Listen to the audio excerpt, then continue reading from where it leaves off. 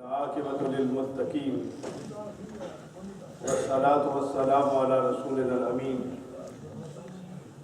أما بعد أعوذ بالله من الشيطان الرجيم بسم الله الرحمن الرحيم ولا تقولوا لمن يقتل في سبيل الله أموات بل أحياء ولكن لا تشعرون صدق اللہ العلی العظیم۔ میرے انتہائی محترم بزرگوں، دوستوں، بھائیوں اور خواتین اسلام، آج ہم سب اللہ کے اس گھر میں ایک عظیم الشان مقصد کے لیے اکٹھے ہوئے ہیں، اور وہ مقصد یہ ہے کہ ان عظیم الشان قربانیوں کا تذکرہ کیا جائے کہ جو دین اسلام کی ترویج اور اشاعت اور اس کے استحکام کے لیے دی گئی۔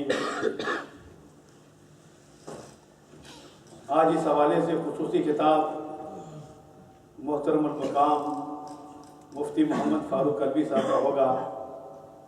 آج کے پروگرام کا آغاز اللہ کے پاک کلام سے کرنے کے لیے میں دعوت دیتا ہوں برادر سراج کو کہ تشریف لائیں اور اللہ کے پاک کلام سے آج کے اس پروگرام کا آغاز کریں۔ میں مفتی محمد فاروق الوی صاحب سے بھی درخواست کروں گا کہ صاحب نے تشریف لیا ہے۔ جزاک اللہ۔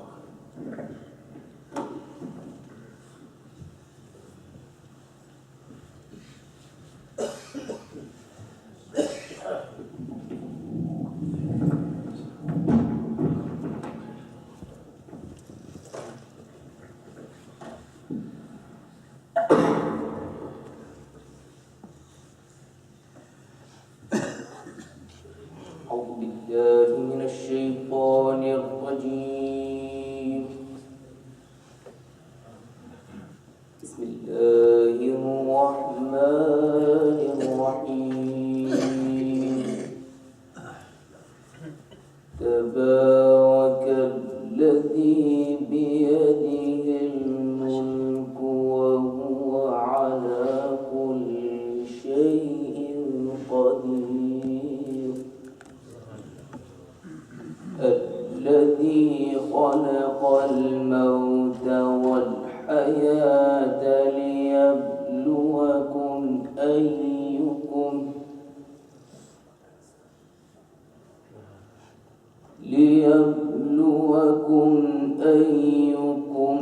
أحسن عملا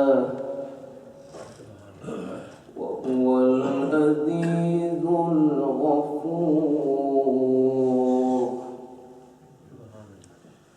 الذي خلق 7 سماوات طباقا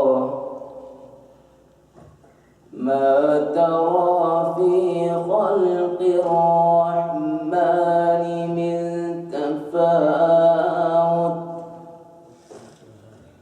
فارجع البصر هل ترى من فطور ثم ارجع البصر كرتين ينقلب إليك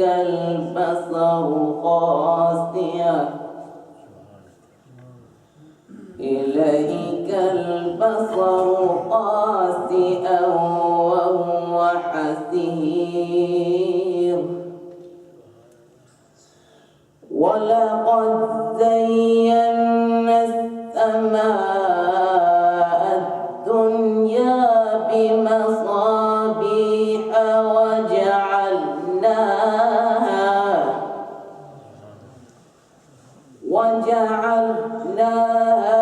رجوما للشياطين وأعتدنا لهم عذاب السعير وللذين كفروا بربهم عذاب جهنم وبئس المصير إذا ألقوا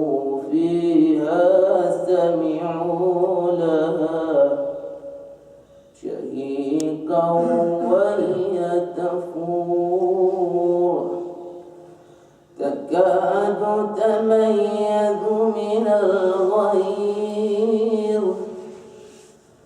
كلما ألقي فيها فوج سألهم خزنتها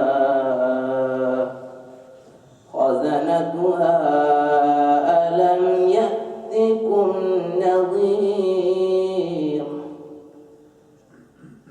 صدق الله العظيم.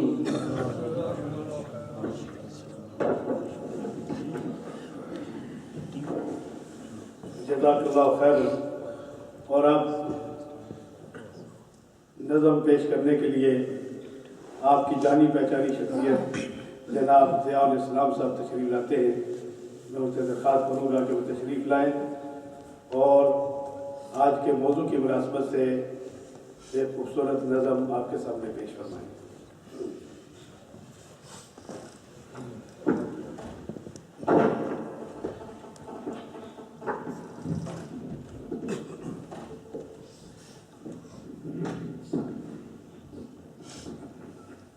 أعوذ بالله من الشيطان الرجيم. بسم الله الرحمن الرحيم. إن الله وملائكته يصلون على النبي يا أيها الذين آمنوا صلوا عليه وسلموا تسليما. اللهم صل على سيدنا محمد. بنیاد صبر و عشق ہے تعمیر ہے حسین یوں خواب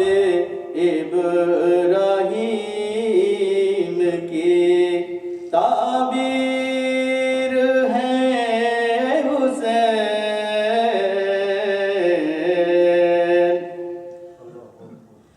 اعزاز و افتخار شہادت ہے کربلا.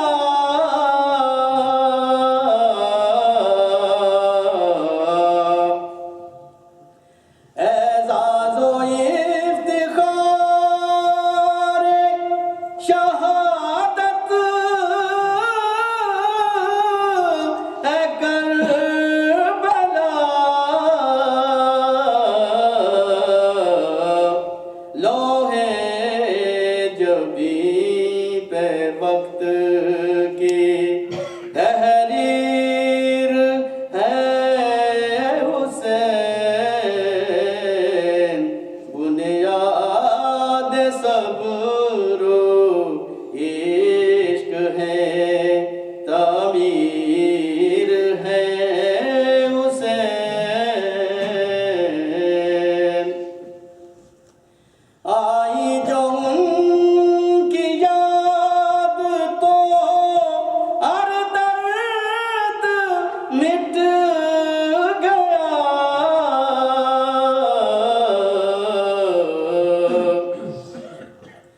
آئی جو ان کی یاد تو ہر درد مٹ گیا. ہر مرض کے واسطے اکسیر ہے حسین. یوں خواب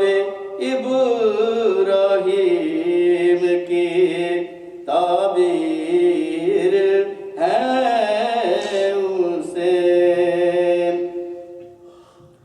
رہ کر حرم سے دور حرم کر دیا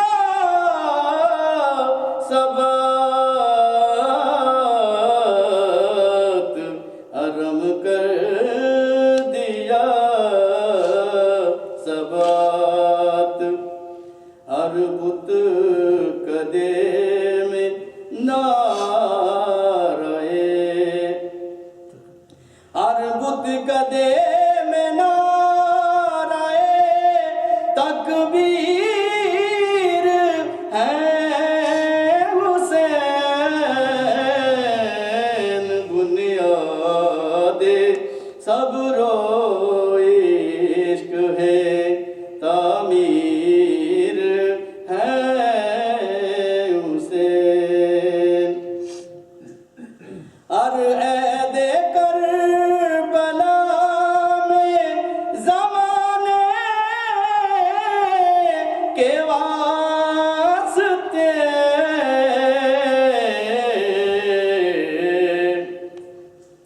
ہر عید کربلا میں زمانے کے واسطے صبر و رضا کی جاگتی صبر و رضا کی جاگتی تصویر ہے حسین یوں کعبے ابراہیم کی تعبیر ہے حسین زندہ ہے انقلاب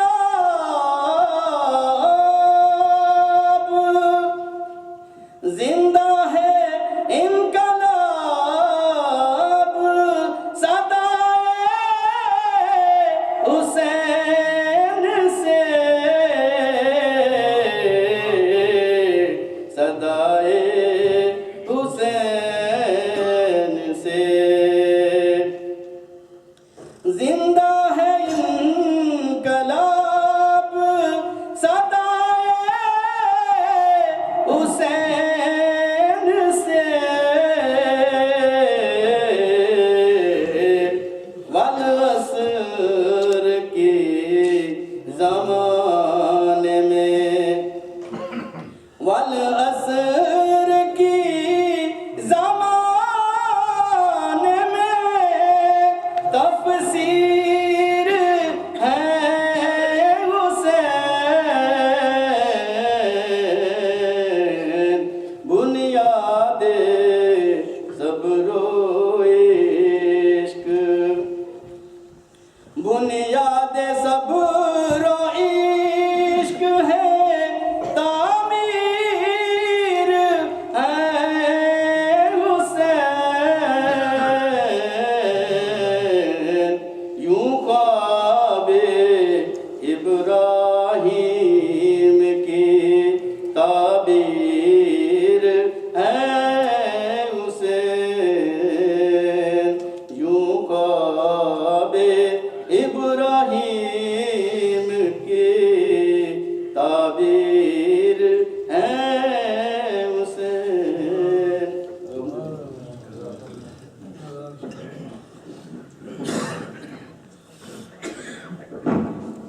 MashaAllah. This was a very beautiful poem. We cannot translate this because Urdu is very rich language, but just few points for the young brothers and sisters that Imam Hussain radiallahu ta'ala anhu, he is a foundation of patience and he is a foundation of love, and he is the true picture of the dream of Ibrahim alayhi salatu wasalam. When we remember him, all the pain of our life finishes, and in reality, in every time, the message of Hussain radiallahu ta'ala anhu is in front of us. And when we talk about a revolution, then Hussain radiallahu ta'ala anhu, his voice is a very loud voice for the people. They want to bring a revolution in the life.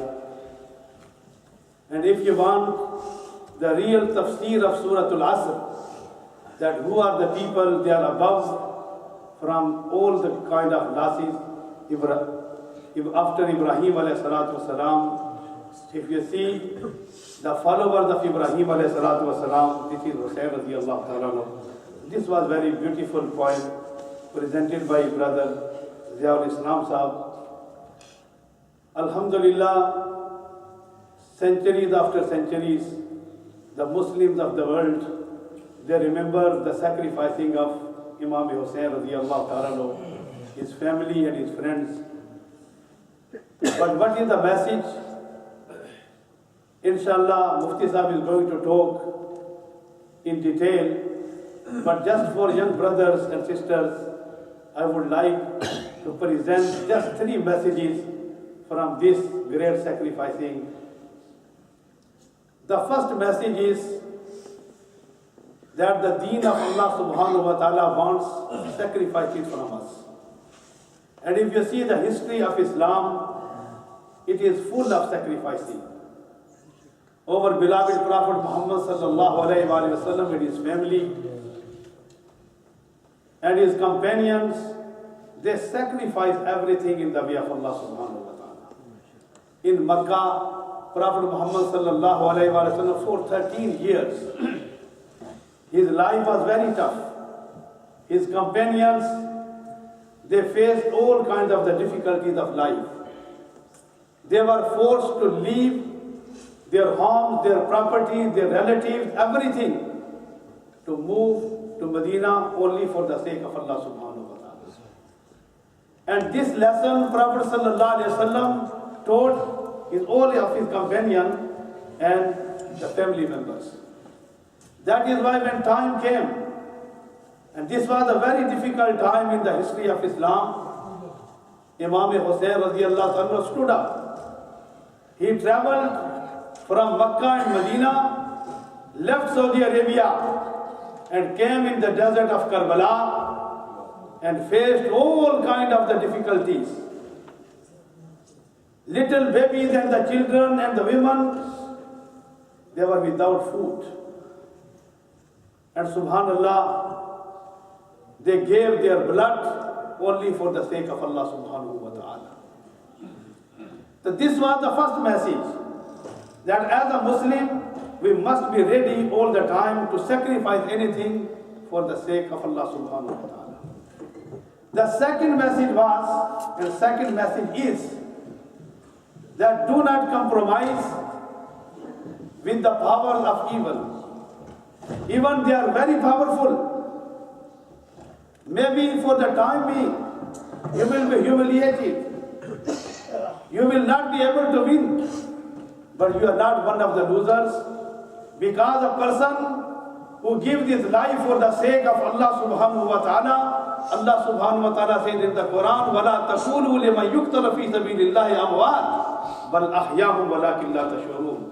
The people, they got killed in the way of Allah subhanahu wa ta'ala, do not say them that they are dead.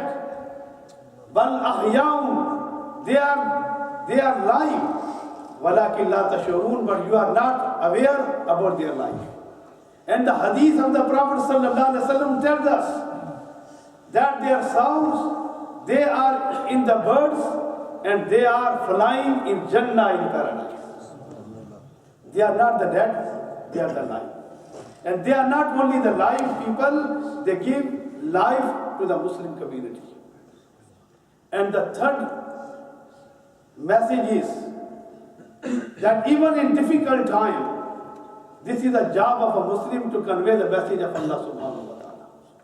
And that is why when we read the history, when the time of prayer came, Imam Hussain radiyallahu ta'ala, he told the army of Yazid, let us stop the war. I would like to perform my prayer for the sake of Allah subhanahu wa ta'ala. And he knew they are not going to accept this demand. But subhanallah, Imam Hussain radiyallahu ta'ala, when he was performing his sayda, Allah subhanahu wa ta'ala made the decision that he got killed. But the message for us, he left a great message for us. Even in this time, a Muslim performed his prayer for the sake of Allah subhanahu wa ta'ala.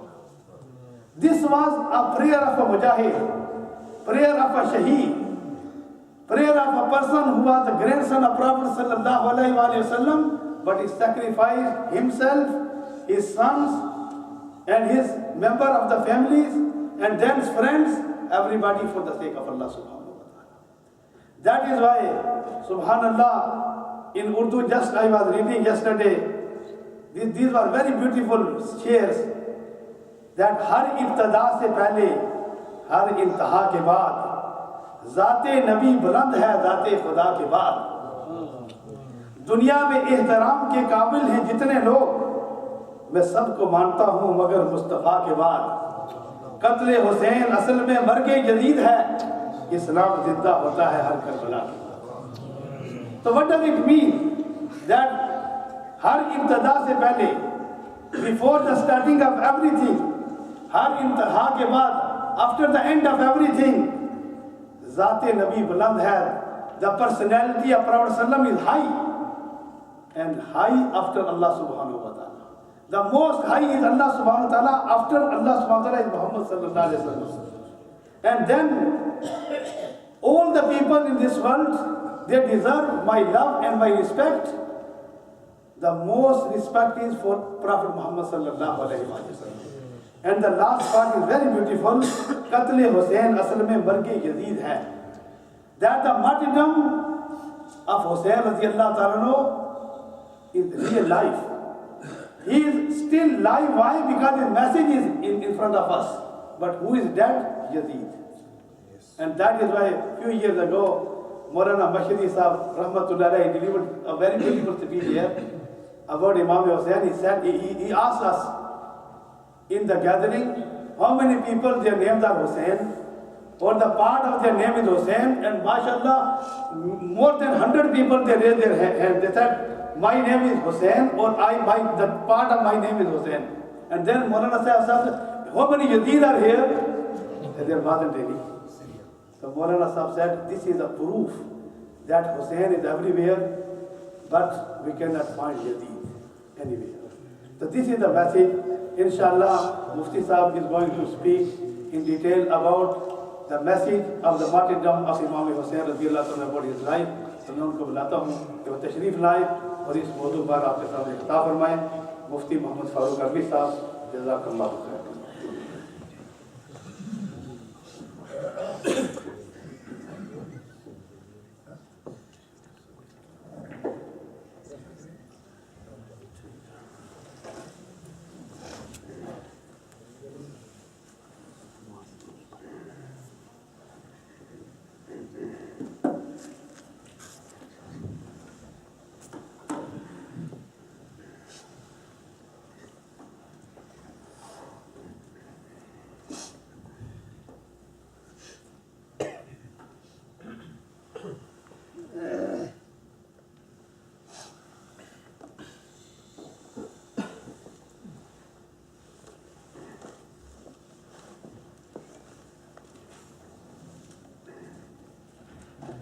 الحمد لله وكفى وسلام على عباده الذين اصطفى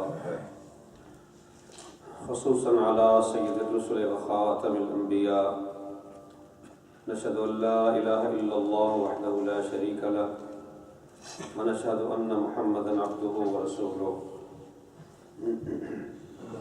ما بعد أعوذ بالله من الشيطان الرجيم بسم الله الرحمن الرحيم قل لا أسألكم عليه أجرا إلا المودة في القربى الآية صدق الله العظيم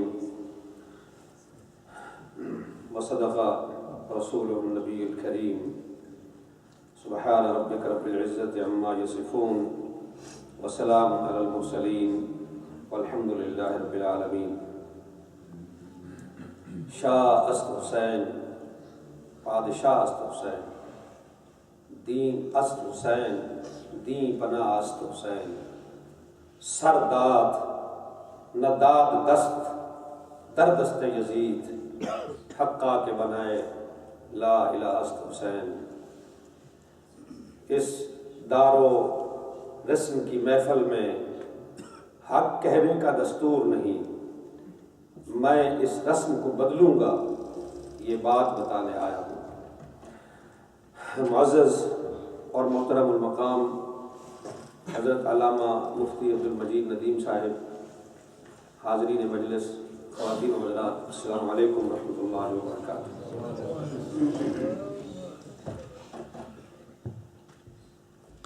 حسین ابن علی وہ ایک کتاب ہے، میرے سمجھ میں نہیں آ رہا کہ میں اس کتاب کو کہاں سے شروع کروں، کون سی بات بیان کروں اور کس بات کو چھوڑوں، لیکن ان کی فضیلت میں چند ایک چیزیں جو ہیں وہ میں عرض کروں گا، اور جس طرح حضرت مفتی صاحب نے فرمایا ہے، مقصد اور پیغام جو ہے شہادت حسین کا، بس یہ دو چیزیں آپ کے سامنے واضح کروں گا۔ مقصد شہادت کیا تھا اور پیغام شہادت جو ہے وہ کیا ہے۔ لیکن اس سے پہلے حضرت حسین کی فضیلت میں دو چار ارشادات گرامی رسول اللہ صلی اللہ علیہ وسلم کے حصول نے برکت کے لیے۔ ایک صحابی کہتے ہیں کہ خرج النبی صلی اللہ علیہ وسلم من بیت عائشہ، ام المومنین عائشہ سلام اللہ علیہا کے گھر سے رسول اللہ صلی اللہ علیہ وسلم نکلے اور فمر علی بیت فاطمہ، فاطمہ کے گھر کے پاس سے گزرے۔ حضرت عائشہ کے اور فاطمہ کے گھر میں کوئی فرق نہیں تھا۔ 2000 میں نے دیکھا ہے، مجھے اب نہیں پتا، سعودی حکومت آئے دن تبدیلیاں کرتی رہتی ہے، جس مقام میں، جس حجرہ مبارکہ میں رسول رحمت صلی اللہ علیہ وسلم دفن ہے، یہ حضرت عائشہ کا گھر ہے، اور اس کے ساتھ بالکل متصل ملا ہوا لیفٹ سائڈ پہ جو کمرہ ہے، جو مکان ہے، یہ حضرت فاطمہ کا اور حضرت علی کا گھر تھا، باب جبرائیل کے ساتھ اور رسول اللہ صلی اللہ علیہ وسلم کی قبر مبارک کے درمیان میں۔ تو حضرت عائشہ کے گھر سے نکلے اور حضرت فاطمہ کے گھر کے پاس سے گزرے، فسمع حسینا یبکی، آواز سنی حسین کی، وہ رو رہے تھے، بچے تھے چھوٹے، حسین کے رونے کی آواز آئی، ٹھہر گئے، بیٹی کو خطاب کر کے فرمایا، الم تعلمی ان بکاؤہ یؤذینی، کیا تجھے معلوم نہیں حسین کا رونا مجھے ایذا دیتا ہے، حسین کا رونا مجھے ایذا پہنچاتا ہے۔ قرآن کہتا ہے ان الذین یؤذون اللہ ورسولہ لعنہم اللہ فی الدنیا والآخرہ، جس نے اللہ اور اس کے رسول کو ایذا دی، تکلیف پہنچائی، دنیا اور آخرت دونوں میں اس پر خدا کی لعنت ہو، وہ ملعون ہے۔ تو حسین کا رونا رسول کو ایذا ہے، رسول نے خود کہا، اپنی بیٹی سے کہا، اور وہ بچہ تھا تو تب اس کا رونا ایذا ہے۔ حسین اپنی ماں کی گود میں روئے تو بھی رسول اللہ کو ایذا پہنچتی ہے، اور اگر اسے تڑپا تڑپا کر مرغ بسمل کی طرح ذبح کر دیا جائے تو کیا یہ ایذا نہیں ہوگی؟ تو فرمایا الم تعلمی ان بکاؤہ یؤذینی، مجھے اس کا رونا ایذا دیتا ہے۔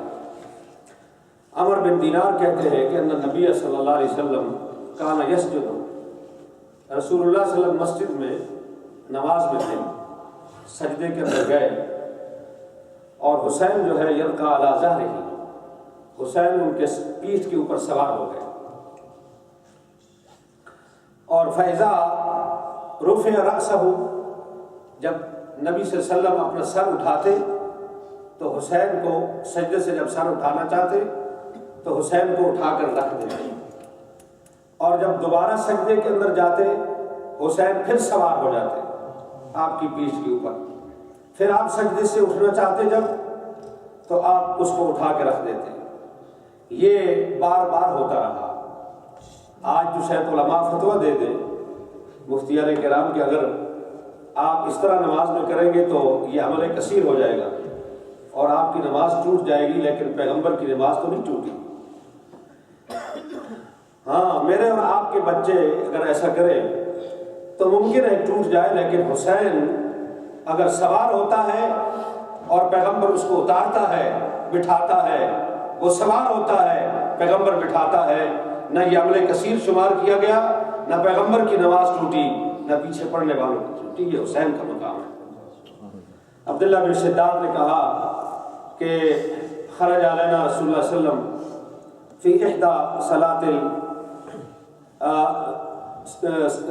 الظہر والعصر، ظہر اور عصر کی کوئی نماز تھی اس میں سے، تو رسول اللہ صلی اللہ علیہ وسلم نماز کے لیے تشریف لائے اور وہ حامل، نبی صلی اللہ علیہ وسلم نے اب حسین کو اٹھایا ہوا تھا، اسے اٹھائے ہوئے مسجد میں لے آئے. وہاں فتقدم رسول اللہ، نبی علیہ السلام آگے بڑھے موضعہ اپنی نماز والی جگہ پر، مصلی پر، اور اس کو اٹھایا ہوا تھا. تو رسول اللہ صلی اللہ علیہ وسلم نے سجدہ لمبا کر دیا. حسین کو بٹھا دیا، نماز شروع کر دی، سجدہ لمبا کر دیا. تو یہ حضرت شداد بن اوس یہ کہتے ہیں بڑا لمبا سجدہ جب ہو گیا تو مجھے یہ ڈر محسوس ہوا کہ کہیں خدا نہ خواستہ رسول اللہ صلی اللہ علیہ وسلم کا انتقال نہ ہو گیا ہو سجدے کے اندر، کیونکہ اتنا لمبا سجدہ تو آپ نے کبھی کیا نہیں. تو میں نے سر اٹھا کر کے دیکھا تو پیغمبر سجدے میں پڑے ہوئے تھے اور حسین آپ کی پیٹھ کے اوپر بیٹھے ہوئے تھے. تو گویا کہ نبی صلی اللہ علیہ وسلم نے سجدہ لمبا کر دیا حسین کی وجہ سے، اس کو نہیں اتارا لیکن سجدہ جو ہے وہ طویل کر دیا.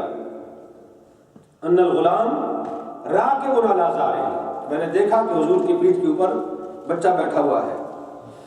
اور پھر جب نبی صلی اللہ علیہ وسلم نماز سے فارغ ہوئے تو قال الناس، لوگوں نے کہا یا رسول اللہ لقد سجدت فی صلاتک ہذہ سجدۃ ما كنت تسجدها، آپ نے اتنا لمبا سجدہ کیا ہے کہ اس سے پہلے تو زندگی میں آپ نے کبھی ایسا طویل سجدہ نہیں کیا تھا.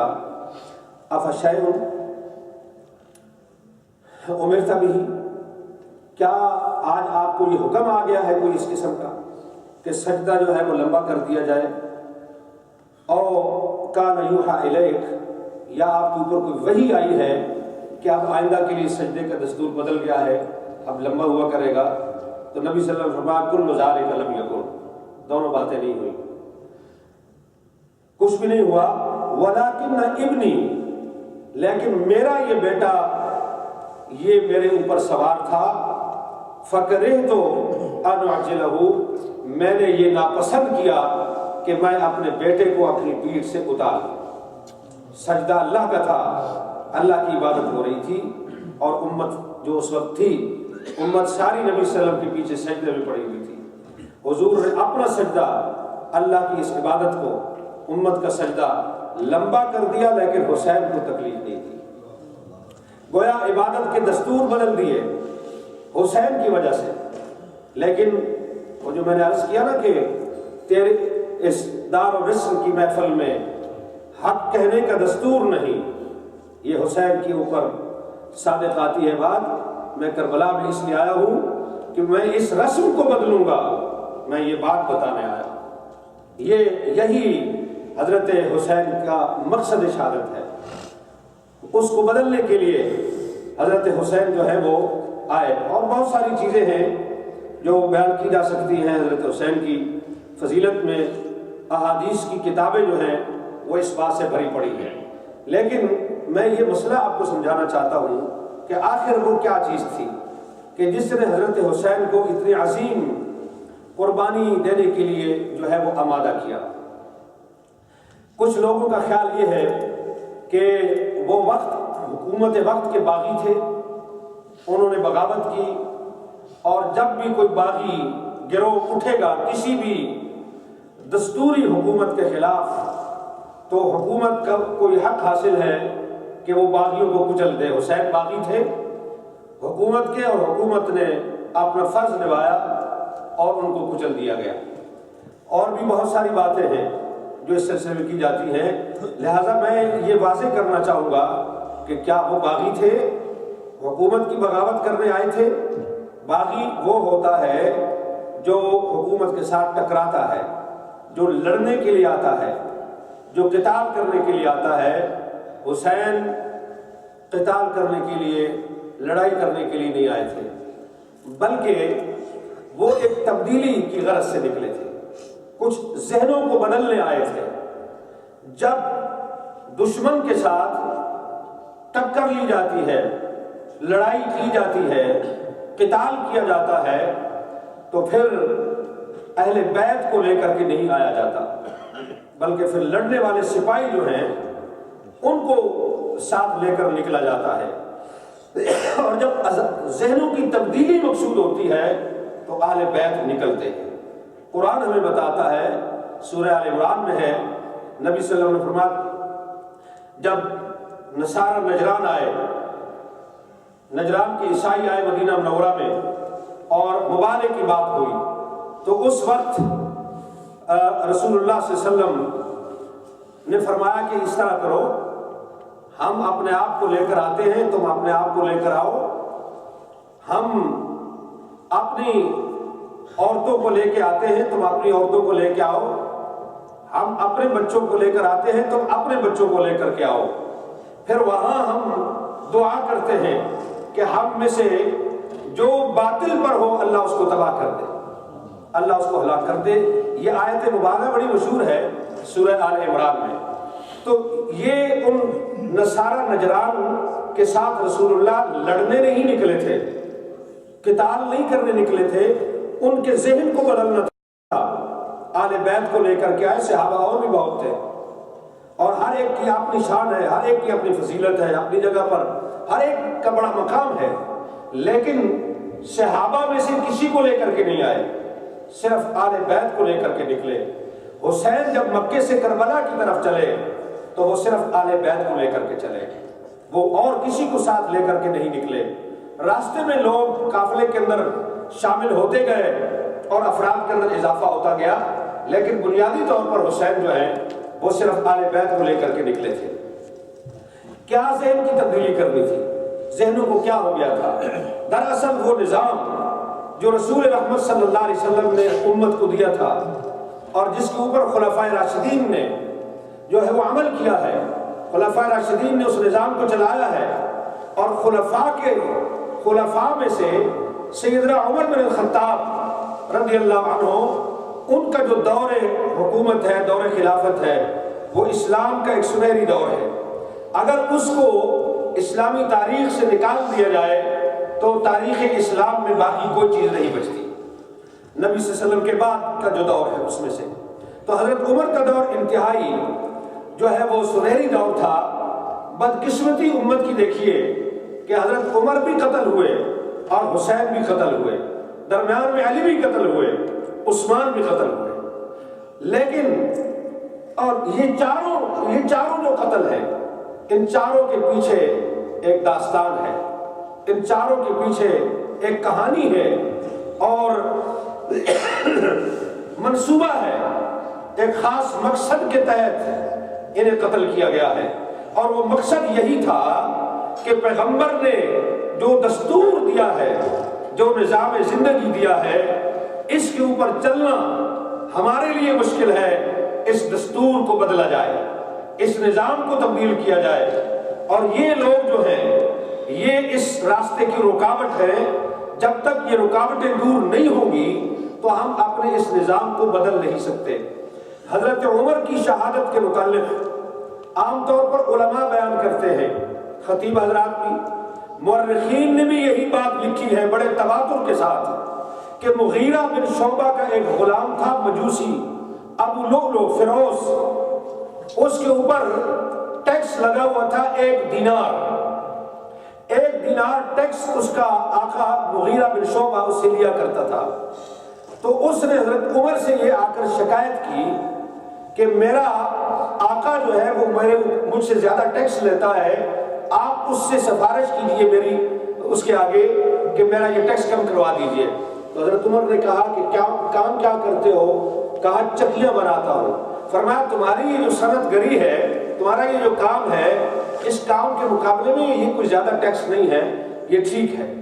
تو اس نے یہ بات دل میں رکھ لی کہ اور پھر حضرت عمر کو اس وجہ سے اس نے قتل کر دیا۔ گویا کہ 22 لاکھ مربع میل کا فرمان روا جو مدینے میں بیٹھا ہے اور قیصر روم اپنی جگہ پر بیٹھے ہوئے اپنے محلات میں وہ کام رہا ہے، عمر کے نام سے کامتا ہے۔ اس روب اور دبدبے والے امیر المومنین کو 1 دینار کی خاطر ایک آدمی نے آ کے قتل کر دیا۔ عقل نہیں مانتی اس بات، اور میں اس کی دلیل یہ دوں گا کہ حضرت ام المومنین حفصہ نے جب حضرت عمر کے بیٹے عبید اللہ نے 3 آدمی جا کے قتل کر دیے، یہ جو اصل قاتل تھا فیروز، تو اس نے تو خودکشی کر لی تھی، یہ تو مر گیا وہیں پہ۔ اب اس کے پیچھے 3 اور آدمی تھے جن کے بارے میں عبد الرحمن بن عوف نے کہا کہ میں نے ہرمزان کی تلوار اس فیروز کے پاس دیکھی تھی، اور جس خنجر سے عمر کو قتل کیا گیا ہے، یہ خنجر یہ ہرمزان کے گھر سے نکل رہا تھا فیروز، تو اس کے پاس سے گر گیا تھا، میں نے یہ خنجر اسے اٹھاتے ہوئے دیکھا ہے۔ اس طرح کی اس نے کچھ باتیں کی۔ عبید اللہ نوجوان لڑکا تھا، گرم خون تھا، اس نے باتیں سنی، وہ گیا ہرمزان کو بھی قتل کر دیا۔ یہ ایک ایرانی سپہ سالار تھا کسی زمانے میں، اور پھر یہ مسلمان ہوا، مدینے آیا، تو حضرت عمر نے اس کو مدینے رکھ لیا تھا، اور یہ حضرت عمر کا مشیر تھا۔ ایران کے معاملات میں بڑے مفید مشورے دیے ہیں ہرمزان نے، اور حضرت عمر اس سے مشورے لیا کرتے تھے۔ تو ایک یہ ہرمزان تھا، اس کو قتل کر دیا، ایک اس کی بیٹی تھی ہرمزان کی، اور ایک تیسرا آدمی تھا، تو 3 آدمی اس نے قتل کر دیے۔ ام المومنین حفصہ حضرت عمر کی بیٹی، ہماری ماں رسول اللہ کی زوجہ محترمہ، اس عبید اللہ بن عمر کی بہن، ان کو یہ کہنا پڑا کہ کاش کہ عبید اللہ بن عمر کو نہ اکسایا جاتا، اس کے جذبات نہ بھڑکائے جاتے، تاکہ وہ ان 3 افراد کو قتل نہ کرتا۔ اگر یہ 3 افراد قتل نہ ہوتے تو عمر کے قتل کی کہانی ہمیں مل جاتی، ہمیں سراغ مل جاتا کہ حضرت عمر کو کیوں قتل کیا گیا ہے۔ تو وہ قتل حضرت قاتلوں کا نشان مٹا دیا گیا۔ اور بدقسمتی یہ ہے کہ جس وقت بعد میں حکومتیں آئیں تو انہوں نے یہ فائل ہی بند رکھی، اس فائل کو کھولا ہی نہیں ہے، حضرت عمر کے قتل کی فائل کو، ورنہ کچھ لوگ ابھی باقی تھے جو پس پردہ تھے۔ اگر حضرت عمر کے قتل کی تحقیقات آزادانہ طریقے سے کی جاتی تو یقیناً کچھ لوگ موجود تھے جو سامنے آتے اور یہ عقدہ اور یہ کہانی کھل گئی ہوتی، لیکن وہ چونکہ بڑے نام ہیں، میں یہاں وہ ذکر نہیں کرنا چاہوں گا، وہ چونکہ بڑے نام ہیں اس لیے حضرت عمر کے قتل کو دبا دیا گیا، اور اس کی آج تک لوگ یہی لکھتے چلے آ رہے ہیں کہ جی عمر نے، وہ مغیرہ کے غلام نے، فیروز نے اس کو 1 دینار کی خاطر قتل کر دیا، ایسی بات نہیں تھی۔ دوسرا قتل حضرت عثمان کا ہے، تیسرا حضرت علی کا ہے، چوتھا جو ہے وہ حضرت حسین کا قتل ہے، جس کی ابتدا حضرت عمر کی شہادت سے ہوئی نظام کو تبدیل کرنے کی۔ بعد کے ادوار میں پے در پے ایسے اقدامات اٹھے کہ اس کو تبدیل کر دیا گیا۔ میں چند چیزوں کی طرف اشارہ کروں گا۔ پہلی چیز ہے کہ تقرر خلیفہ کا جو طریقہ ہے کہ مسلمانوں کا جو امیر المومنین ہے، جو سربراہ ہے، وہ کس طرح مقرر ہوگا۔ اس سے پہلے 3 طریقے تھے، ایک وہ جو رسول اللہ صلی اللہ علیہ وسلم نے چھوڑا، دوسرا وہ جو حضرت ابو بکر نے چھوڑا، تیسرا وہ جو حضرت عمر نے چھوڑا۔ رسول اللہ صلی اللہ علیہ وسلم نے کسی کو نامزد نہیں کیا اور معاملہ امت کے سپرد کیا، تم جیسے چاہو اپنا سربراہ بنا لو۔ امت جمع ہو گئی، حضرت ابو بکر خلیفہ بن گئے، اس کے اوپر اتفاق ہو گیا۔ تو ایک یہ طریقہ تھا کہ لوگ خود آپس میں مشورہ کر کے اپنا خلیفہ منتخب کر لیں، یہ طریقے نبوی ہے۔ اس کے بعد دوسرا طریقہ حضرت ابو بکر کا تھا کہ انہوں نے اپنے بعد حضرت عمر کو نامزد کیا، یعنی نہ حضرت عمر جو ہیں وہ ابو بکر کے نہ بھائی تھے نہ وہ بیٹے تھے، نہ وہ قریبی عزیز اور رشتہ دار تھے، نہ وہ خاندان کے تھے، ان کی برادری، ان کا خاندان ہی الگ تھا حضرت ابوبکر سے، ان کو اپنے بعد نامزد کیا۔ دوسرا طریقہ یہ تھا، یہ پہلا طریقہ پیغمبر کا ہے، دوسرا طریقہ خلیفہ رسول اللہ کا ہے، تیسرا طریقہ حضرت عمر کا تھا کہ انہوں نے اپنی وفات کے وقت، شہادت کے وقت 7 آدمیوں کی ایک کمیٹی بنائی اور فرمایا کہ یہ 7واں جو ہے یہ صرف مشورہ دینے کے لیے ہے، اس کو خلیفہ نہیں بنایا جائے گا۔ وہ حضرت عمر کا بیٹا تھا عبداللہ ابن عمر، اس کو خلیفہ نہیں بنایا جائے گا، یہ اس سے صرف مشورہ لے سکتے ہو، باقی 6 افراد جو ہیں ان میں سے کسی کو تم اپنا خلیفہ بنا لو، اور اگر ایک خلیفہ کے ہاتھ پر بیعت ہو جائے اور اس کی بیعت کے بعد اگر کوئی اس کو چیلنج کرتا ہے اس کو قتل کر دو، چاہے وہ کتنا بڑا ہو، کتنا بڑا اس کا نام ہو، اسے قتل کر دو، اس لیے کہ وہ امت کے اندر فساد ڈالنا چاہتا ہے، وہ امت کے اندر فتنہ ڈالنا چاہتا ہے۔ جب لوگ ایک شخص کے ہاتھ پر جمع ہو گئے ہیں تو یہ اس کی اجتماع کو توڑنا چاہتا ہے۔ اجتماعیت عزیز ہے، فرد عزیز نہیں ہے۔ فرد کی قربانی امت کے اجتماعی مفاد کے اوپر دی جائے گی۔ افراد لڑتے ہیں، جنگوں میں مرتے ہیں، شہید ہوتے ہیں، کیوں ہوتے ہیں؟ اجتماعی مفاد کی خاطر مرتے ہیں۔ تو اجتماعی مفاد جو ہے، جو اجتماعیت ہے، جو امت کا اتحاد اور اتفاق ہے، یہ اہم چیز ہے۔ فرد اس کے مقابلے میں کوئی اہمیت نہیں رکھتا۔ فرد کتنا بڑا ہو، شخصیت کتنی بڑی ہو، اسے قربان کیا جائے گا اجتماعیت کے اوپر، اتحاد اور اتفاق کے اوپر۔ تو یہ تیسرا طریقہ حضرت عمر کا تھا۔ لیکن بنو امیہ جب خلافت راشدہ کے بعد برسر اقتدار آئے تو یہ یکسر طریقہ بدل دیا گیا، اور طریقہ یہ اختیار کیا گیا کہ باپ کے بعد بیٹا، چنانچہ یزید کو جو ہے وہ نامزد کیا گیا، اور اس کو کہا یہ گیا کہ یہ حضرت ابوبکر و عمر کی سنت ہے جس کو ہم کر رہے ہیں۔ مروان مدینے کا گورنر تھا، جب اسے امیر شام کا یہ حکم پہنچا کہ ہمارے بعد ہمارے بیٹے یزید کی بیعت، ولی عہدی کی بیعت جو ہے وہ لی جائے کہ ہمارے بعد یہ خلیفہ ہوگا، تو مروان نے مسجد نبوی میں یہ اعلان کیا ممبر کے اوپر بیٹھ کر، اور اس نے یہ کہا کہ امیر المومنین نے حکم دیا ہے کہ ان کے بیٹے یزید کی بیعت کی جائے کہ ان کے بعد وہ خلیفہ ہوگا، اور یہ انہوں نے امت کے اجتماعی مفاد کی خاطر ایسے کیا ہے تاکہ ان کی موت کے بعد امت کسی فتنے کا شکار نہ ہو جائے، اور یہ ابوبکر و عمر کی سنت ہے۔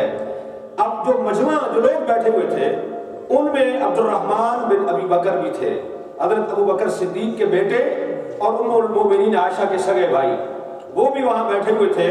وہ کھڑے ہو گئے، انہوں نے کہا تو جھوٹ کہتا ہے، یہ ابوبکر کی سنت بھی نہیں ہے اور عمر کی سنت بھی نہیں ہے، اس لیے کہ نہ ابوبکر نے اپنے بیٹے کو خلیفہ بنایا اور نہ عمر نے اپنے بیٹے کو خلیفہ بنایا۔ احقلیت الحاصل، یہ کیسر روم کی سنت تو ہو سکتی ہے کہ باپ کے بعد بیٹا، بیٹے کے بعد اس کا بیٹا، یہ کیسر روم کی سنت تو ہو سکتی ہے، لیکن ابوبکر و عمر کی سنت نہیں ہو سکتی۔ تو ایک تو یہ چیز تبدیل کر دی گئی۔ دوسری چیز، حکمرانوں کے طرز زندگی میں تبدیلی آ گئی۔ حضرت عمر رضی اللہ تعالیٰ عنہ جب بیت المقدس فتح کرنے کے لیے گئے تھے تو ابو عبیدہ بن جراح نے ایک قمیص پیش کی جو بڑی نفیس اور بڑی قیمتی اور بڑی عمدہ کپڑے کی بنی ہوئی تھی، تو وہ حضرت عمر کو پیش کی اور فرمایا کہ یہ جو آپ نے قمیص پہن رکھی ہے اس کے اوپر پیبند لگے ہوئے ہیں، پیس لگے ہوئے ہیں، کہیں چمڑے کا ہے اور کہیں کپڑے کا ہے، اور آپ نے سامنے جانا ہے ان کے رومیوں کے سامنے آپ نے، تو وہ کیا کہیں گے کہ مسلمانوں کا خلیفہ جو ہے اس کی یہ حالت ہے، اتنے پھٹے پرانے کپڑے اس نے پہن رکھے، لہذا یہ لباس آپ تبدیل کر لیں۔ آپ نے کہا ٹھیک ہے، تم کہتے ہو کر لیتے ہیں۔ وہ قمیض لی، حضرت عمر نے پہنی، پہن کر گھوڑے کے اوپر بیٹھے، اور کچھ فخر اور غرور کی کیفیت پیدا ہوئی دماغ میں۔ جب لگایا، گھوڑے سے نیچے اترے، قمیض اتارا اور ابو عبیدہ کو کہا یہ لے لو، ہمارا وہی پرانا قمیض ہمیں دے دو۔ خدا کی قسم یہ قمیض پہن کر تو دماغ خراب ہو گیا ہے، میرے دماغ کے اندر تکبر اور غرور پیدا ہو گیا ہے کہ میں بھی کوئی چیز ہوں، ہم کچھ بھی نہیں ہیں، اللہ بڑا ہے۔ کوئی کسی کی کوئی بڑائی نہیں ہے، تو وہ پھٹی پرانی قمیص پہن لی۔ یہ طرز زندگی تھا خلفائے راشدین کا۔ ابوبکر صدیق کی بھی یہ کیفیت تھی اور حضرت علی کی بھی یہ کیفیت تھی، تو خلفاء کی یہ حالت ہے۔ لیکن طرز زندگی یہاں بدل گیا۔ ابو ذر غفاری رضی اللہ تعالیٰ عنہ کا نام کون نہیں جانتا، بڑے مشہور صحابی ہیں۔ یہ سیریا میں تھے، دمشق میں۔ ان کی عادت تھی یہ ٹوکتے رہتے تھے، ہر غلط بات کے اوپر ٹوکتے رہتے تھے، اور امر بالمعروف اور نہی عن المنکر یہ قرآن کا حکم ہے، وہ کوئی غلط تو نہیں کرتا تھا۔ تو وہ ایک دفعہ حضرت معاویہ کے سامنے گئے، کہنے لگے یہ جو محل تم نے کھڑا کیا ہے، یہ جو تم نے محل بنایا ہے، اگر تو تم نے بیت المال کے پیسے سے بنایا ہے تو تم نے خیانت کی ہے، اور اگر تم نے اپنی پاکٹ سے بنایا ہے، اپنے ذاتی پیسے سے بنایا ہے، تو تم نے اسراف کیا ہے۔ یا یہ خیانت کے زمرے میں آئے گا یا اسراف کے زمرے میں آئے گا۔ تمہاری جان رسول اللہ کی جان سے زیادہ قیمتی نہیں ہے، تمہارا مقام ابو بکر عمر سے زیادہ بڑا نہیں ہے، وہ تو کچے جھونپڑوں میں رہے، اور تم نے اتنا بڑا محل بنا لیا، تو یا تو تم نے تبذیر اسراف سے کام لیا ہے اور یا تم نے خیانت کی ہے۔ تو ان کی شکایت کی انہوں نے مدینہ منورہ کہ یہ تو بہت زیادہ تنقید کرتے ہیں اور ہماری جو ہے وہ برداشت سے باہر ہے۔ تو حضرت ابو ذر کو مدینے بلا لیا گیا۔ جب وہ مدینے پہنچے تو وہاں بھی انہوں نے یہ سلسلہ جاری رکھا، اور وہاں پر جو لوگ تھے اور جن کا طرز زندگی کچھ بدلا ہوا دیکھا تو ان کے اوپر روک ٹوک کی۔ بالآخر حضرت ابو ذر کو مدینے سے نکال دیا گیا۔ پوچھا گیا کہاں رہنا چاہتے ہو؟ انہوں نے کہا دمشق جانا چاہتا ہوں۔ کہا نہیں وہاں نہیں جا سکتے، وہاں سے تو ہم نے تمہیں واپس بلایا ہے۔ کہا پھر مجھے مصر بھیج دو۔ کہا نہیں تم مصر کو خراب کر دو گے، وہاں بھی ہم نہیں بھیجیں گے۔ کہا پھر مجھے مکہ بھیج دو۔ کہا نہیں وہاں بھی آپ کو نہیں بھیجا جا سکتا۔ تو انہوں نے کہا پھر مدینے میں رہنے دو۔ کہا نہیں مدینے میں بھی تم نہیں رہ سکتے۔ تو ابو ذر نے کہا پھر مجھ سے پوچھتے کیوں ہو کہ تمہیں کہاں بھیجا جائے؟ مجھے کنویں میں پھینکنا ہے، جہاں بھیجنا ہے بھیج دو، پھر مجھ سے کیوں رائے لیتے ہو؟ چنانچہ ربضہ ایک جگہ ہے اس کی طرف مدینے سے باہر دیہاتی علاقہ، تو وہاں بھیج دیا گیا۔ بیابان علاقہ تھا۔ ابو ذر غفاری کی موت وہیں پہ ہوئی، اور جب ان کی موت ہوئی تو ایک بیوی ان کے پاس تھی اور ایک اور شخص آیا، اور انہوں نے مل کر کے ان کا جنازہ اٹھایا بڑی غریب الوطنی میں۔ تو یہ ایک طرز زندگی کے اندر تبدیلی آئی، بیت المال کے اندر تبدیلی آئی۔ تیسری تبدیلی، خزانہ جو ہے وہ بادشاہ اور اس کے خاندان کی ملکیت قرار پایا، کسی کو حساب پوچھنے کا حق نہیں تھا۔ حضرت حسن کو، حسین کے جو بڑے بھائی ہیں، ان کو زہر دینے کے لیے، اور زہر کیوں دیا گیا ان کو؟ اس لیے کہ جب انہوں نے صلح کی بنو امیہ کے ساتھ، جو صلح نامہ لکھا گیا، تاریخ کی ہر کتاب کے اندر وہ صلح نامہ موجود ہے، دیکھا جا سکتا ہے۔ اس صلح نامے کی جو شرائط تھی، ان شرائط میں ایک شرط یہ تھی کہ معاویہ کی موت کے بعد حسن خلیفہ ہوگا، حسن خلیفہ ہوگا۔ اب ہم صلح کرتے ہیں اور یہ صلح ہو رہی ہے حسین ابن علی اور معاویہ بن ابی سفیان کے درمیان، لیکن جب معاویہ بن ابی سفیان مر جائیں گے تو ان کے بعد حسین ابن علی جو ہے وہ امت کے سربراہ ہوں گے، وہ خلیفہ ہوں گے۔ اور حضرت حسن مر نہیں رہے تھے، وہ حسن مر نہیں رہے تھے، راستے سے ہٹ نہیں رہے تھے۔ حسن ابن علی کو راستے سے یہ روڑا ہٹانے کے لیے جودہ بنت اشعث جو حسن کی بیوی تھیں ان کو خریدا گیا۔ یزید نے یہ کہا کہ اگر تم حسن کو زہر دے کر کے مار دو تو دو کام ہم کریں گے، ایک یہ کہ تجھے 1,00,000 درہم دیے جائیں گے، اور دوسرا یہ کہ میں خود تم سے نکاح کر لوں۔ تو اس نے اس لالچ میں کہ اب حسن نے تو اقتدار چھوڑ دیا ہے، اس کے پاس تو کچھ ہے نہیں، اور کیوں نہ محلات کے مزے لوٹے جائیں، تو اس نے 1,00,000 درہم لیے، حسن کو زہر دیا۔ کہتے ہیں مورخین نے لکھا ہے کہ 40 دن تک حضرت حسن کے اندر سے خون آتا رہا، پلیٹ برتن نیچے رکھتے تھے اور وہ خون سے بھر جایا کرتا تھا۔ آخری لمحات میں حضرت حسن نے اپنے بھائی حسین سے یہ کہا کہ میرا وقت قریب ہے، میں نے زندگی میں پہلے بھی مجھے کچھ زہر دیے گئے ہیں، لیکن اس مرتبہ جو دیا گیا ہے یہ زہر قاتل ہے اور میں اب بچ نہیں سکوں گا۔ جب میں مر جاؤں تو حضرت عائشہ سے پوچھنا، ان سے اجازت لینا، میں اپنے نانا کے ساتھ دفن ہونا چاہتا ہوں۔ ام المومنین کا وہ گھر ہے، اگر وہ اجازت دے دیں تو مجھے وہاں دفن کیا جائے۔ حسین نے پوچھا کون ہے جس نے آپ کو زہر دیا ہے؟ کہا میں اگر بتاؤں تو تم اسے قتل کر دو گے، میں یہ نہیں چاہتا، میں اپنا معاملہ رب العالمین کے حوالے کر چکا ہوں۔ جب حضرت حسن کی وفات ہو گئی تو ام المومنین نے اجازت دے دی، حضرت عائشہ نے، ان کا میں نے یہ جگہ اپنے لیے رکھی ہوئی تھی، حضرت عائشہ نے کہا، لیکن میں حسن ابن علی کو اپنی ذات پر ترجیح دیتی ہوں اور میں وہ جگہ اسے دیتی ہوں، اسے دفن کر دیا جائے۔ لیکن مروان تلوار لے کر کے سامنے کھڑا ہوا اور اس نے کہا خدا کی قسم ہم کٹ جائیں گے لیکن حسن کو اس کے باپ کے ساتھ دفن نہیں ہونے دیں گے، اس کے نانا کے ساتھ، تو نہیں ہونے دیا۔ جنت البقیع کے اندر یہ جو ہے وہ دفن کیے گئے۔ تو بیت المال جو ہے اس طریقے سے وہ بانٹا گیا اور تقسیم کیا گیا۔ آزادی اظہار رائے کا خاتمہ ہو گیا۔ دستور یہ طے پایا کہ زبان اگر ہلے تو بادشاہ کی تعریف میں اور حمایت میں، ورنہ خاموش رہے۔ اگر حق گوئی سے باز نہیں آؤ گے تو قید اور کوڑوں اور قتل کے لیے تیار ہو جاؤ۔ حجر ابن عدی رضی اللہ عنہ، 3 صحابی ایسے ہیں جنہوں نے اپنی موت سے پہلے یہ مطالبہ کیا کہ ہمیں 2 رکعت نماز پڑھنے دی جائے۔ ایک حضرت خبیب ہے، مکے میں جو شہید کفار نے کیا تو انہوں نے دستور انہوں نے یہ قائم کیا، موت سے پہلے 2 رکعت نماز پڑھنا، انہوں نے پڑھی، اور پھر حسین نے کربلا میں پڑھی، اور پھر حجر ابن عدی نے دمشق کی سرزمین پہ پڑھی۔ اور حجر ابن عدی مشہور صحابی ہے رسول اللہ صلی اللہ علیہ وسلم کے۔ بات صرف اتنی تھی کہ کوفے کے گورنر نے خطبہ دیا اور خطبہ اتنا لمبا کر دیا کہ نماز عصر کا وقت قریب آ گیا، اور خطبے کے اندر اس نے حضرت علی کو اس نے سب و شتم کیا، برا بلا کہا، گالیاں دیں۔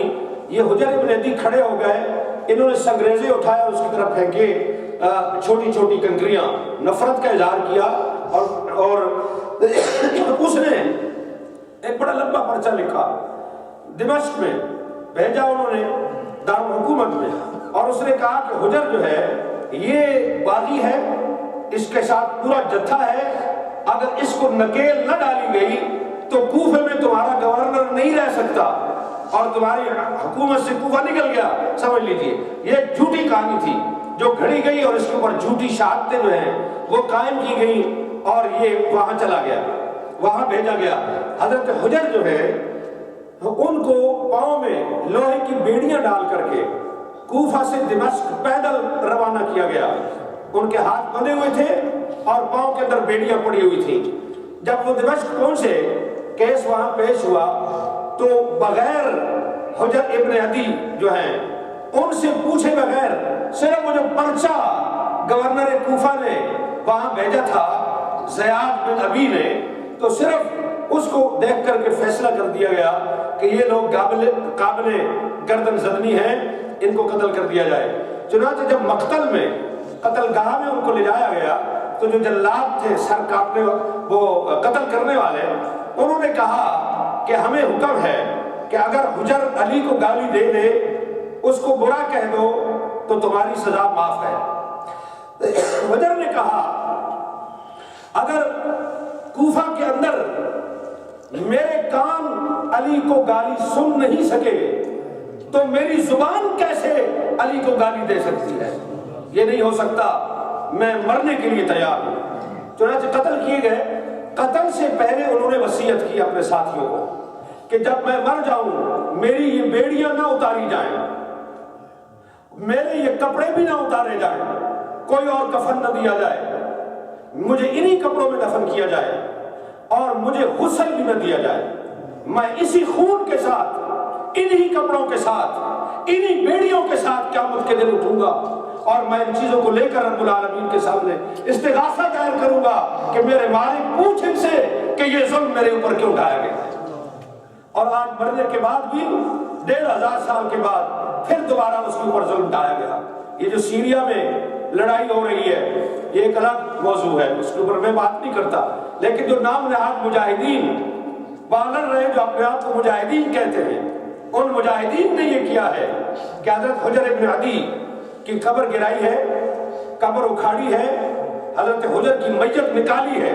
آپ یوٹیوب کے اوپر جائیں وہاں آپ کو ساری تفصیل مل جائے گی، اور ان کی لاش تر و تازہ اسی طرح پڑی ہے، کوئی اس کے اندر تبدیلی نہیں آئی۔ وہ اٹھا کر کے کسی نامعلوم مقام پہ لے گئے، دلیل یہ دی کہ ہم نے یہ اس لیے قبر اکھیڑی ہے اور ان کی میت نکالی ہے کہ یہاں شیعہ لوگ جو ہیں وہ آ کر شرک کرتے ہیں، تو ہم نے شرک بند کرنے کے لیے حجر کی میت نکال لی۔ میں نے کہا کہ اگر شرک بند کرنے کا یہی طریقہ ہے تو کل خدا نہ خواستہ کوئی ایسا وقت آ جائے کہ رسول اللہ صلی اللہ علیہ وسلم کی قبر پر لوگ جا کر کے شرک کرنا شروع کر دیں، تو کیا ہم پیغمبر کی قبر کو اکھاڑ کے نعوذ باللہ نبی کی جسد مبارک کو ہم وہاں سے نکال کے لے جائیں کہ ہم شرک بند کرنا چاہتے ہیں؟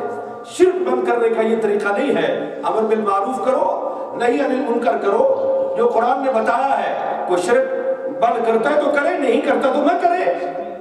تمہیں تھانے دار بنا کر تو نہیں بھیجا گیا، تمہیں داروغہ بنا کر کے تو نہیں بھیجا گیا، تم تو داعی ہو، دعوت دو، کوئی مانتا ہے مانے، نہیں مانتا تو نہ مانے۔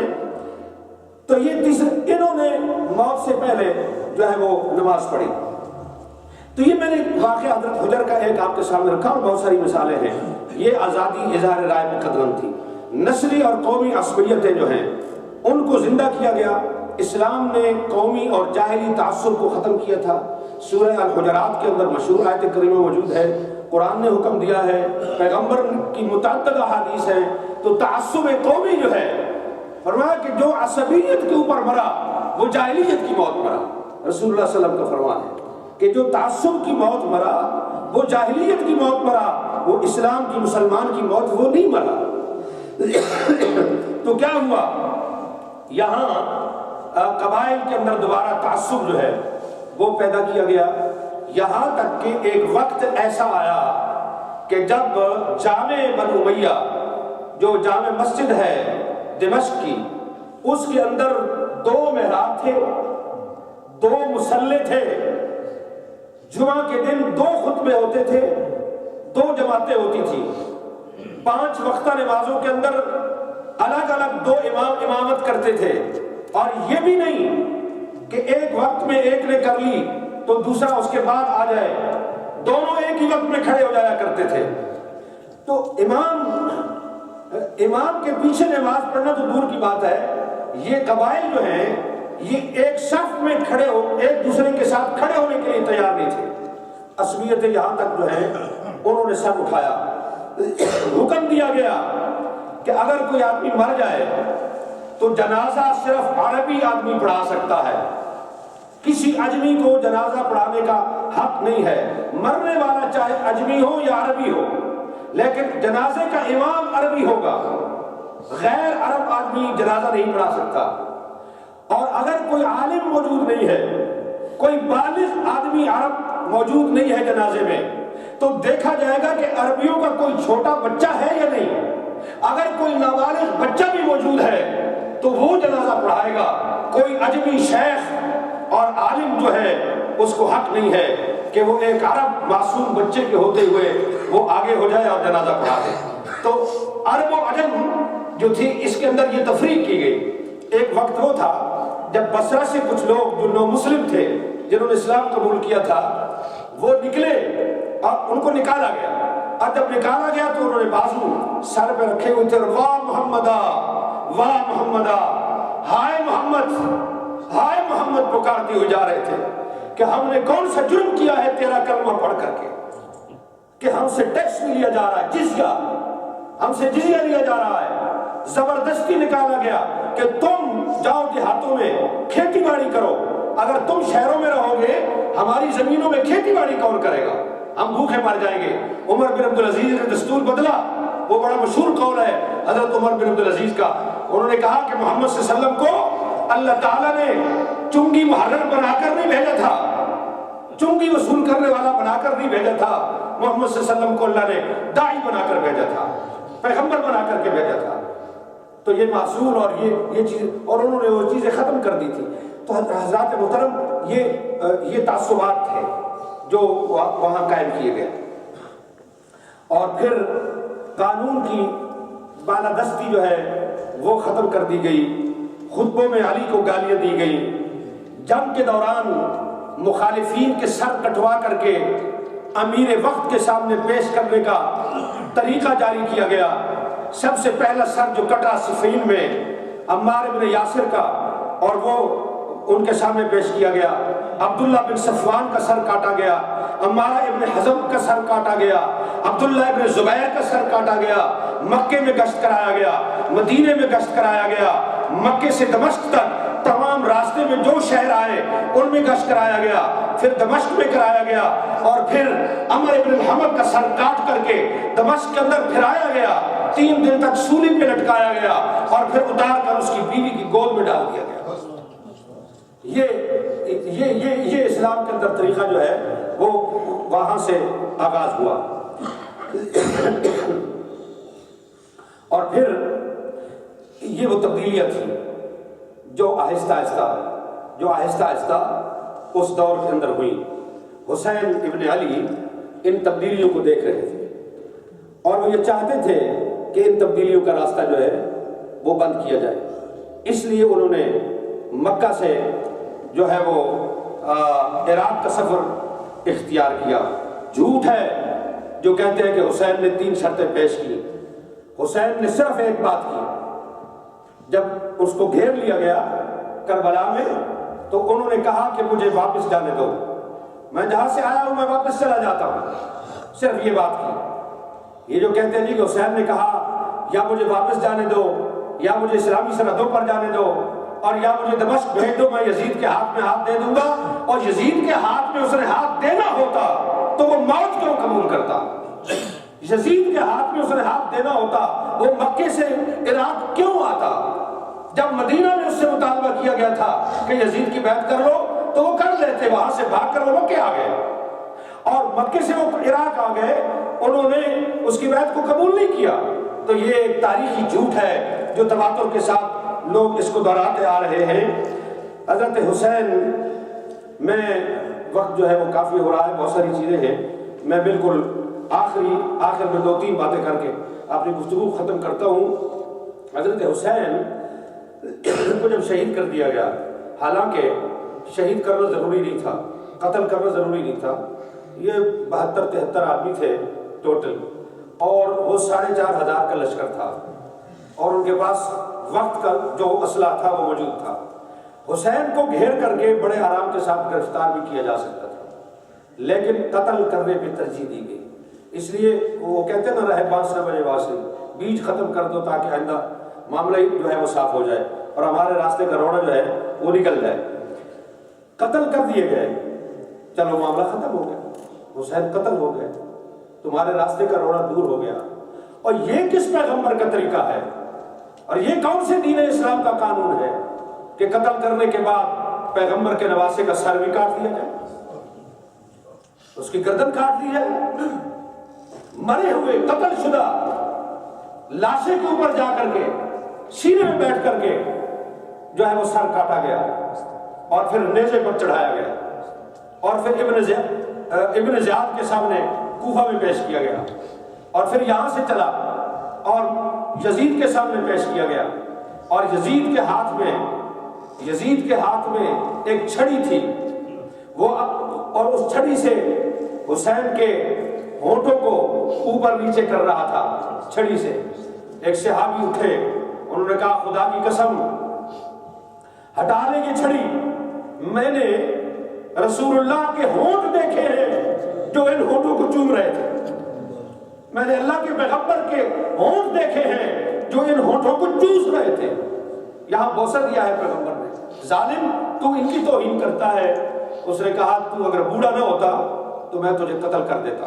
وہ اٹھے، چادر اپنے کاندھے پہ رکھی، اور یہ کہتے ہوئے اس کے دربار سے نکل گئے کہ ابن مرجانہ کو اور ابن معاویہ کو تم نے رسول اللہ کی اولاد کے مقابلے میں ترجیح دی ہے. خدا کی قسم اب زندگی بھر تم اس نعمت سے محروم ہو گے. اور واقعی ہم لوگ جو ہے وہ اس سے محروم کر دیے گئے۔ میں آخر میں صرف 2 حوالے آپ کے سامنے جو ہے وہ رکھوں گا۔ ایک تبلیغی جماعت کے مشہور رہنما ہیں شیخ الحدیث مولانا زکریا، جنہوں نے کتاب لکھی ہے فضائل اعمال، اور تبلیغی جماعت جب نکلتی ہے تو اسی کتاب کو پڑھا جاتا ہے۔ ان کی ایک کتاب ہے جو موطا امام مالک کی شرح میں انہوں نے لکھی ہے، اوجز المسالک، شرح موطا امام مالک، اس کی 5ویں جلد میں انہوں نے یہ لکھا ہے کہ یزید کا جو لشکر مدینے پر حملہ آور ہوا تھا اس میں 27,000 سوار تھے، 15,000 پیدل فوج تھی، 3 دن تک قتل و غارت کا بازار گرم رہا، 2,000 خواتین کی آبرو ریزی کی گئی، قریش اور انصار کے 700 نمایاں افراد شہید ہوئے، اور موالی عورتوں اور بچوں کے مقتولین کی تعداد 10,000 تھی۔ بخاری میں سعید بن المسیب کا بیان ہے کہ اہل حدیبیہ میں سے کوئی نہیں بچا، اہل مدینہ اول روز سے امارت یزید سے نفرت رکھتے تھے، انہیں اس کے فسق و فجور، شراب نوشی، ارتکاب کبائر، حتی کہ حرمات کی معلومات ملی تو انہوں نے امارت ماننے سے انکار کر دیا۔ عبداللہ بن حنظلہ الغسیل فرماتے تھے کہ خدا کی قسم ہم یزید کے خلاف اس وقت اٹھے جب ہم ڈرنے لگے کہ اب اگر ہم نہیں اٹھیں گے تو ہمارے اوپر آسمان سے پتھروں کی بارش ہوگی۔ یہ شخص امہات اولاد سے نکاح کرتا تھا، شراب پیتا تھا، نماز کو چھوڑ دیتا تھا، اور ابن قتیبہ کا بیان ہے کہ حادثہ حرہ کے بعد کوئی بدری صحابی زندہ نہ رہا۔ یہ بیان ہے مولانا زکریا صاحب کا، انہوں نے جو یزید کی خوبیاں گنوائی ہیں، امہات اولاد سے نکاح کرنا، اور جو ہے شراب پینا، نمازوں کو چھوڑ دینا، وغیرہ وغیرہ۔ تو یہ وہ خوبیاں ہیں جو مولانا زکریا رحمۃ اللہ علیہ جیسے شخص نے بھی جو ہے وہ لکھی ہیں۔ تو اس ایسے شخص کی بیعت حسین کیسے کر سکتے تھے؟ اور دوسری چیز جو شہید کربلا کے اندر سابق مفتی اعظم پاکستان مفتی محمد شفیع صاحب نے لکھی ہے وہ یہ ہے کہ خلافت کا سلسلہ جب امیر معاویہ پر پہنچتا ہے تو خلافت راشدہ کا رنگ نہیں رہتا، ملوکیت کی یعنی بادشاہت کی، کنگڈم کی صورتیں پیدا ہو جاتی ہیں، اور اسلام پر یہ پہلا حادثہ عظیم ہے کہ خلافت نبوت ملوکیت پہ منتقل ہو جاتی ہے۔ تو حضرات یہ وہ حالات و واقعات تھے کہ جن کی تبدیلی کے لیے حضرت حسین نے کوشش کی۔ کربلا میں شہید کر دیے گئے، بے دردی کے ساتھ شہید کیے گئے۔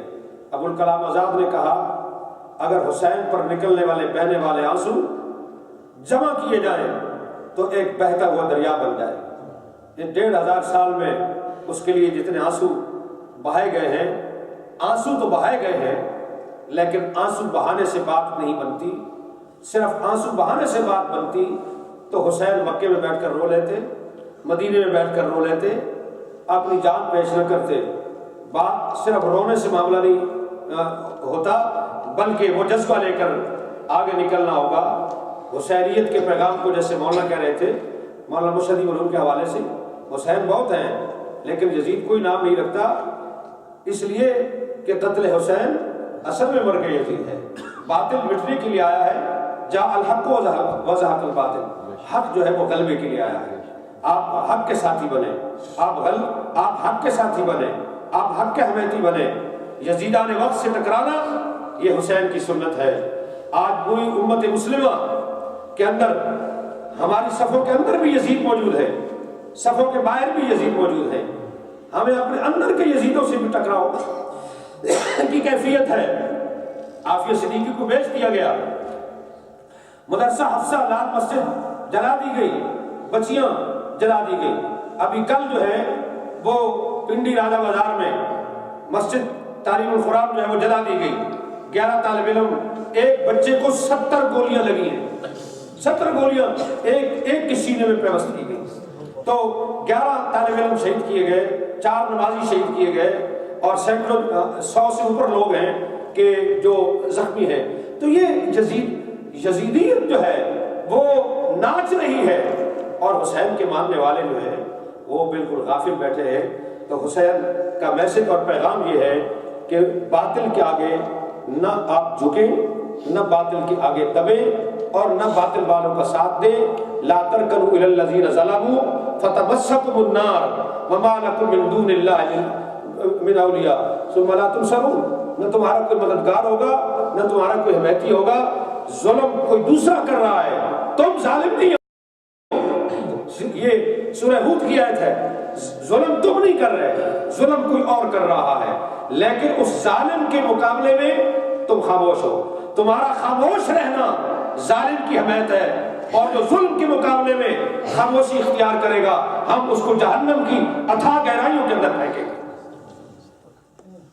تو ہمارا فرض ہمیں پکار رہا ہے، ہم اپنے اپنے حصے کا کام کریں، ہم اٹھیں حق کی حمایت میں اور دنیا کے حالات کی تبدیلی کے لیے، تاکہ اللہ تعالیٰ امت مسلمہ کے حال پہ رحم فرمائے اور اللہ تعالیٰ امت مسلمہ کو ظالموں کے پنجے سے اور شکنجے سے آزادی عطا فرمائے. اقول قولی ھذا واستغفر اللہ لی ولکم ولسائر المسلمین.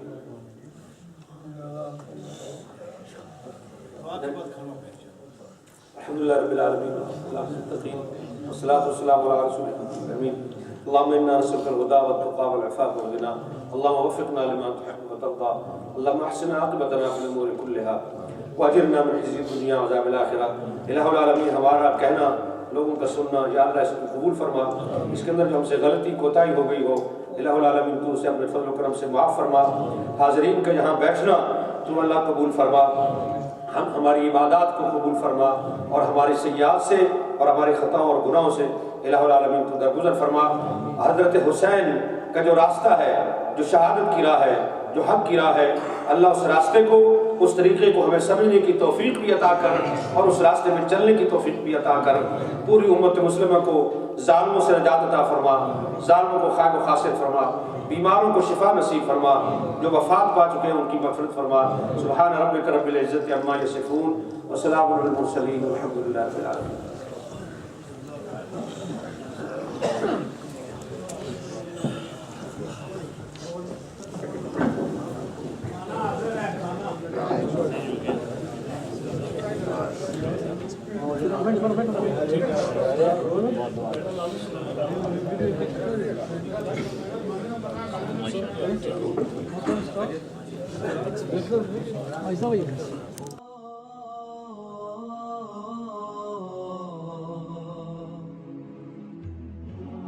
Oh